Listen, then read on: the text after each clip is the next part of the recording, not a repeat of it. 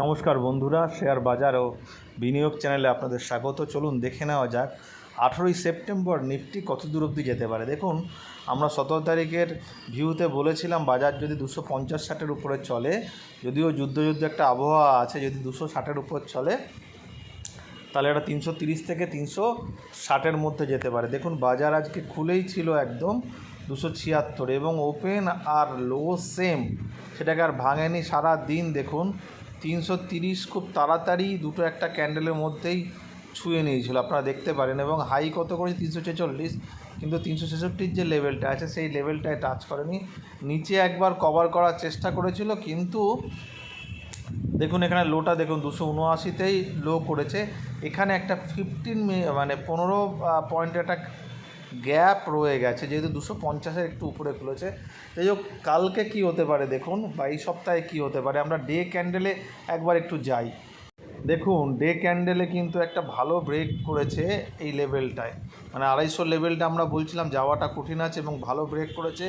Next target যেটা হতে চলেছে, এটা দিন 10-15-র মধ্যেই হয়ে যাবে, বা তারও আগে হয়ে যাবে, মানে 4-5 দিনের মধ্যে হয়ে যেতে পারে। সেটা হচ্ছে 25,600, এবং তার উপরের লেভেলটা আছে 670 বা 690, এই লেভেলটা, সেখানে একটা ধাক্কা খাওয়ার জায়গা আছে। নইলে 25,600 কিন্তু মোটামুটিভাবে বেশ কয়েকদিনের মধ্যেই কিন্তু এই টার্গেটটা হিট হয়ে যাওয়া উচিত।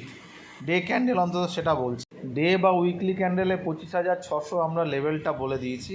এবার কি হতে পারে, কালকেও কিন্তু একটা জাম খাওয়ার জায়গা কিন্তু রয়ে গেছে, কারণ আজকে ভীষণ ভালো করে নিচে সাপোর্ট দিয়ে কিন্তু নামেনি, মানে এখানে গিয়ে আবার আটকেছে, সেহেতু হচ্ছে কি হতে পারে দেখুন, যদি দেখা যায় যে এটা ভাঙছে 370 ভাঙছে, তাহলে কত অবধি যেতে পারে, 370 ভাঙলে যাবে হচ্ছে একেবারে 446, আর 450 ভাঙলে হচ্ছে এই 500 লেভেল কিন্তু কালকে দেখাতে পারে। আর যদি এমন হয় অনেকটা উপরে খুলে গেল, 446-এর কাছে আটকে যাওয়ার পর এখানে যদি রেড ক্যান্ডেল বানায় তাহলে বিক্রি করতে হবে, তাহলে সেক্ষেত্রে আবার 368 আসতে পারে।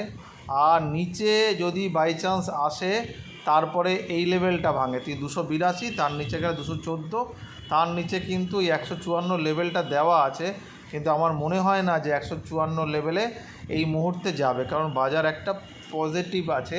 আমরা ভেবেছিলাম বাজার একদিন দাঁড়াতে পারে, কিন্তু সেটা দাঁড়ালো না। কিন্তু ঠিক আছে, দেখা যাক, কালকেও একটা উপরের দিকের মুভমেন্ট আমরা আশা করছি।